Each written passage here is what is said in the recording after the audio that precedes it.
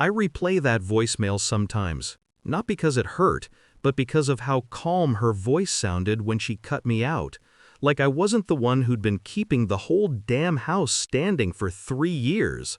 It came at 8:14 p.m., Christmas week. Cold air bleeding through my apartment window. Her voice sharp, rehearsed. We all agreed. You're not welcome at Christmas. Don't come. Then a click. No explanation, no hesitation, just exile. I sat still, not angry, not broken, just done. They thought I'd beg, they always did. But this time, I didn't feel that old familiar ache in my chest, the one they conditioned into me since childhood, the one that whispered, "You owe them." Instead, I felt the quiet click of something locking into place, a decision. Backstory.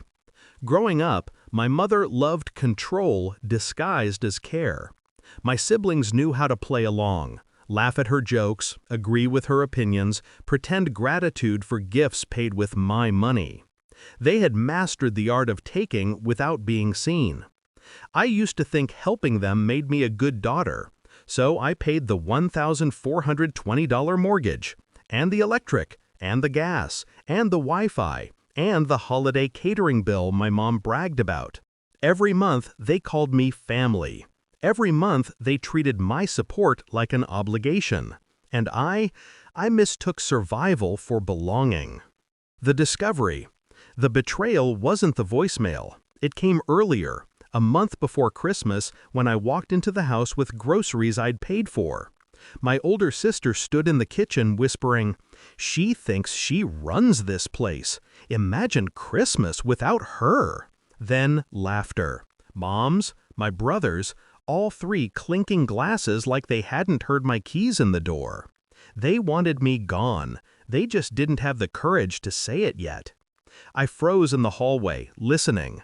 Not a single voice defended me. Not even a soft, "That's too much." That's when my chest stopped hurting. That's when I finally saw the truth. I wasn't part of the family. I was their funding. Shift in mindset. I didn't slam doors. I didn't confront them. I stacked the groceries neatly on the counter, walked past them, pretended I hadn't heard a thing. Because anger is loud, revenge is silent. I went home that night and made a list. Every account, every auto payment, every financial string connecting me to that house. There were 17 ways they relied on me. 17 pressure points, 17 opportunities to remind them exactly who had been holding the roof over their heads. I waited. I let the month pass, until that voicemail finally gave me permission. Execution. I didn't cry. I didn't shake. I opened my banking app and one by one, like pulling plugs from a life support machine, I froze every account. Mortgage? Frozen. Electric? Frozen. Gas? Frozen. Wi-Fi? Tightened. Catering bill? Canceled. Every automatic payment paused. 3 years of invisible work undone in under 8 minutes. Then I turned off my phone and slept better than I had in years. Climax. Christmas Eve. At 6:02 p.m., my cousin texted, "Why's the house dark?" At 6:10, "Your mom's freaking out. The oven won't turn on." At 6:23, "Guests are leaving. Her card declined at the store." By 7, the entire street saw the big, beautiful Christmas party my mother bragged about collapse into shivering chaos. The catering company arrived and immediately left. Non-payment. The heaters shut off in the middle of dinner. My siblings paced the driveway, trying their cards, trying each other's, everyone blaming everyone else. My mother tried to hide the panic behind her smile, but you can't fake warmth when the house is literally freezing. By 7:45, guests started grabbing their coats. By 8:02, my sister texted, "Did you do this?" I didn't answer. The phone calls. At 10 a.m. Christmas morning, the first call came, Mom.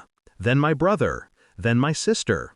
Then an unknown number that was probably my aunt. By noon, my notifications were a wall of panic. Voicemails cracked with desperation. "We need you to fix this." "Why would you do this on Christmas?" "You're being dramatic. Just call the bank."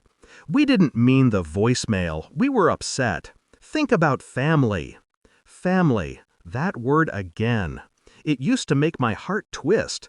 This time, it made me smile. Resolution. I didn't return a single call. Not out of cruelty, out of clarity. For once, they felt the cold they used to leave me standing in.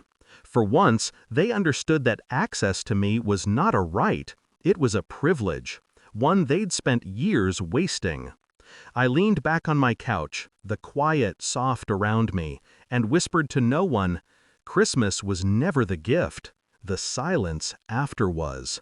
And God, it felt like freedom.